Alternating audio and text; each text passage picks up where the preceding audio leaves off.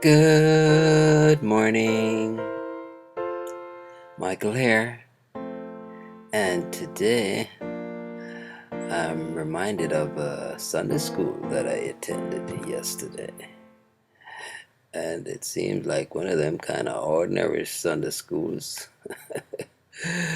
but the Spirit took a hold of it, and man, it was just dynamite. And it's hard to rekindle and recapture that here, but let's make an attempt at it. At least let's look at the scriptures from Matthew chapter 4 down to verse 11. It reads, Then was Jesus led up of the Spirit into the wilderness to be tempted of the devil. And when he had fasted 40 days and 40 nights, he was afterwards a-hungered. And when the tempter came to him, he said, If thou be the Son of God, command that these stones be made bread. But he answered and said, It is written, Man shall not live by bread alone, but by every word that proceedeth out of the mouth of God. Then the devil taketh him up into the holy city, and setteth him on a pinnacle of the temple, and saith unto him, If thou be the Son of God, cast thyself down, for it is written, He shall give his angels charge concerning thee, and in their hands they shall bear thee up, lest at any time thou dash thy foot against a stone. Jesus saith unto him, It is written again, Thou shalt not tempt the Lord thy God. Again the devil taketh him up into an exceeding high mountain, and showeth him all the kingdoms of the world, and the glory of them, and saith unto him, All these things will I give thee, if thou wilt fall down and worship me. Then said Jesus unto him, Get thee hence, Satan, for it is written, Thou shalt worship the Lord thy God, and him only shalt thou serve. Then the devil leaveth him, and behold, angel came and ministered unto him. And I think of this as such a powerful set of verses, and the wisdom, the divine wisdom of God, of Jesus and his answers are so profound. Wow. So the devil tried to tempt him at a weak point. Oh, he's so audacious that he would try to tempt Jesus himself, much less you and I, into his fasting state. And we were reminded how the devil attacks people a lot of times at their weakest point. Even if they were like in prayer, deep prayer and fasting, and you think they're at the peak of holiness, he comes and tries to lure them and to tempt them.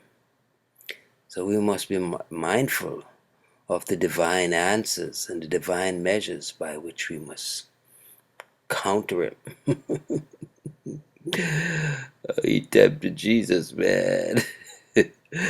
Jesus said, Man shall not live by bread alone, but by every word that proceedeth out of the mouth of God. And that word is word that's written in scriptures, in the Holy Bible. God does instruct us how to deal with things. But also, sometimes God speaks into your moment of temptation. And with a sensitive ear, you will be obedient to that word or to that unction to avoid destruction of yourself by yielding to the devil. And so subsequently, the devil tried to tempt him again, take him to the pinnacle of the temple. This was supposedly in Jerusalem. And, tempts him, man, if you be the Son of God, cast yourself down, for it is written. And here the devil speaks the truth. He will give his angel charge concerning thee, and in their hands they shall bear thee up, lest at any time thou dash thy foot against a stone. And yes, God does have that care of us.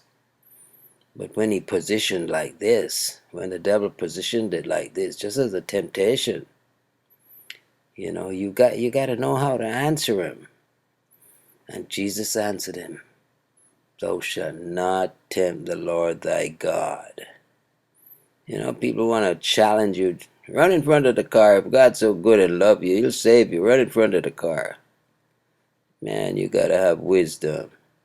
You have to have godly answers for those who just want to mock you and challenge you to do strange things according to their own personal wills. You have to know how to answer. God sits high and looks low, and he protects you. But you don't have to be tempted by foolish and evil people. Thou shalt not tempt the Lord thy God. So the devil, no, he tries to lure him again. He goes and he takes him into a high mountain and shows him all the kingdoms of the world and the glory of them. And said, "Man, I'll give you to this, give you these, if you will fall down and worship me." And Jesus just nails him. "Get thee hence, Satan, for it is written, Thou shalt worship the Lord thy God, and him only shalt thou serve." Ah, man. So many people fall victim to that temptation of wealth, prosperity, and all kind of grandiosities. Oh man, they say to themselves, "If I could just get away with this, I won't even sin again." Oh man, so many people sell their soul trying to accumulate the world of wealth. Oh man, it ain't worth losing your soul for none of it. Yes. Get thee hence, Satan, for it is written, Thou shalt worship the Lord thy God, and him only shalt thou serve. Nothing is big enough that should lure us away from serving our great and mighty and wonderful and loving God. Well, trust you might have enjoyed just a reflection on these verses again. It's really sweet to behold the presence of Jesus and the divine ways that he encounters and ministers to the forces that would want to bring us down. Well, God be praised. Michael here declaring, Jesus is Lord. Until next time, be blessed.